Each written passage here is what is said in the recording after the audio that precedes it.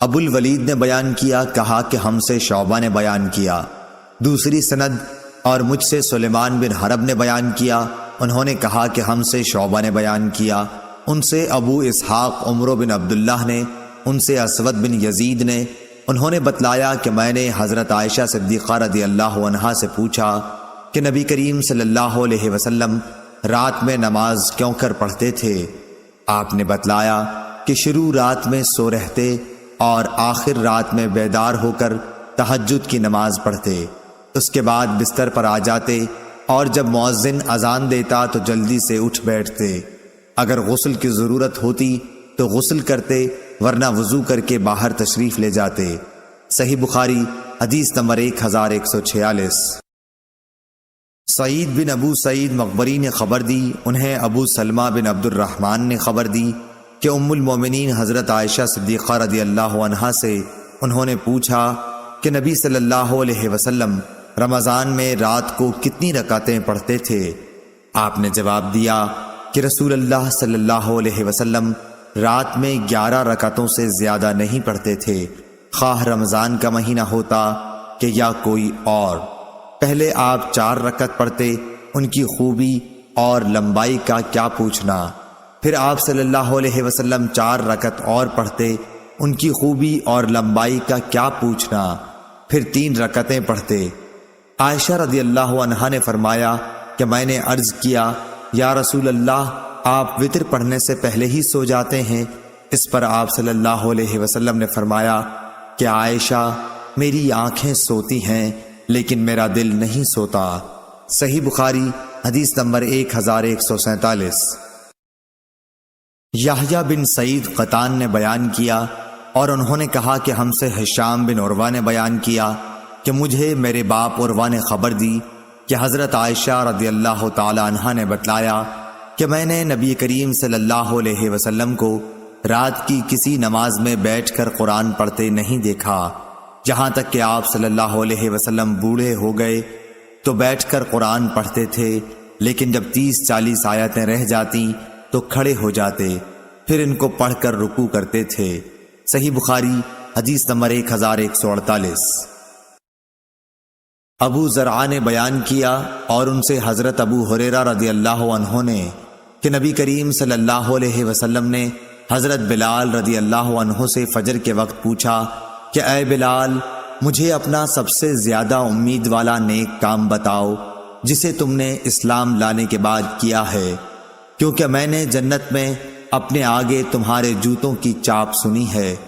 حضرت بلال رضی اللہ عنہ نے عرض کیا، میں نے تو اپنے نزدیک اس سے زیادہ امید کا کوئی کام نہیں کیا کہ جب میں نے رات یا دن میں کسی وقت بھی وضو کیا تو میں اس وضو سے نفل نماز پڑھتا رہتا جتنی میری تقدیر لکھی گئی تھی۔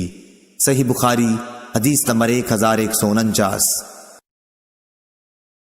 عبدالعزیز بن صہیب نے بیان کیا، ان سے انس بن مالک رضی اللہ عنہ نے کہ نبی کریم صلی اللہ علیہ وسلم مسجد میں تشریف لے گئے، آپ کی نظر ایک رسی پر پڑی، 2 ستونوں کے درمیان تنی ہوئی تھی۔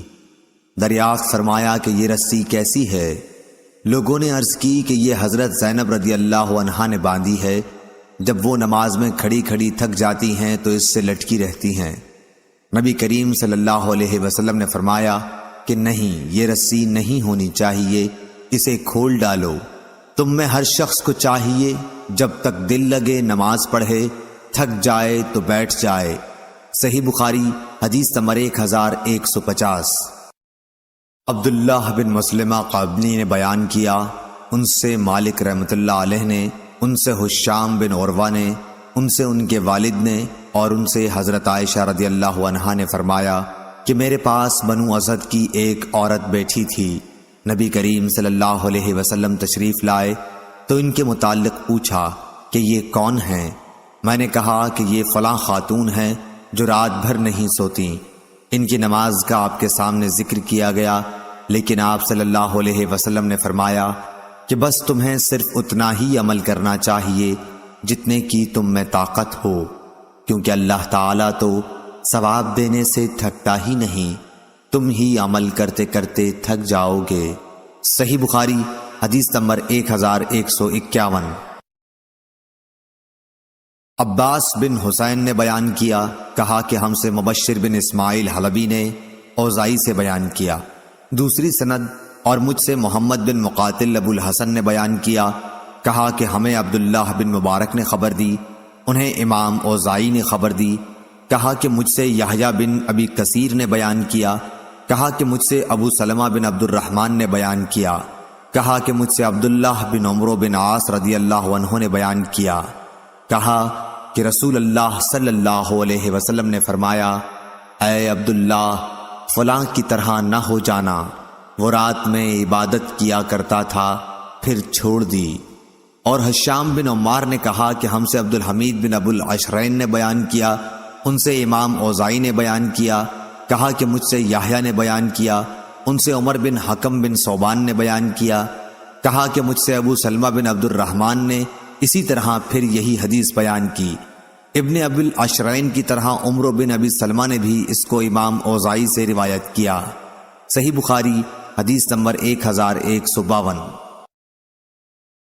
سفیان بن عینہ نے بیان کیا، ان سے عمرو بن دینار نے، ان سے ابو العباس صائب بن فروخ نے کہ میں نے عبداللہ بن عمرو بن عاص رضی اللہ عنہ سے سنا، انہوں نے کہا کہ مجھ سے نبی کریم صلی اللہ علیہ وسلم نے پوچھا کہ کیا یہ خبر صحیح ہے کہ تم رات بھر عبادت کرتے ہو اور پھر دن میں روزے رکھتے ہو؟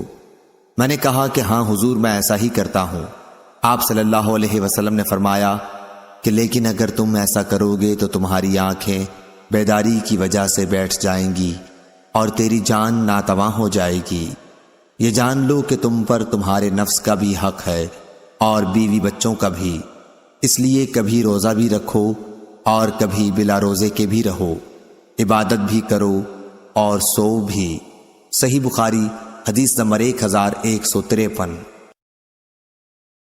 جنادہ بن امیہ نے بیان کیا، کہا کہ مجھ سے عبادہ بن صامت نے بیان کیا کہ نبی کریم صلی اللہ علیہ وسلم نے فرمایا، جو شخص رات کو بیدار ہو کر یہ دعا پڑھے، ترجمہ: اللہ کے سوا کوئی معبود نہیں، وہ اکیلا ہے، اس کا کوئی شریک نہیں، ملک اسی کے لیے ہے اور تمام تعریفیں بھی اسی کے لیے ہیں، اور وہ ہر چیز پر قادر ہے، تمام تعریفیں اللہ ہی کے لیے ہیں، اللہ کی ذات پاک ہے، اللہ کے سوا کوئی معبود نہیں اور اللہ سب سے بڑا ہے۔ اللہ کی مدد کے بغیر نہ کسی کو گناہوں سے بچنے کی طاقت ہے، نہ نیکی کرنے کی ہمت۔ پھر یہ پڑھے، ترجمہ: اے اللہ میری مغفرت فرما، یا یہ کہا کہ کوئی دعا کرے تو اس کی دعا قبول ہوتی ہے، پھر اگر اس نے وضو کیا اور نماز پڑھی تو نماز بھی مقبول ہوتی ہے۔ صحیح بخاری حدیث نمبر 1154۔ لیث بن سعد نے بیان کیا، ان سے یونس نے، ان سے ابن شہاب نے، انہوں نے کہا کہ مجھ کو ہیثم بن ابی سنان نے خبر دی کہ انہوں نے ابو ہریرہ رضی اللہ عنہ سے سنا، آپ اپنے وعظ میں رسول اللہ صلی اللہ علیہ وسلم کا ذکر کر رہے تھے، پھر آپ نے فرمایا، تمہارے بھائی نے اپنے نعتی اشعار میں یہ کوئی غلط بات نہیں کہی۔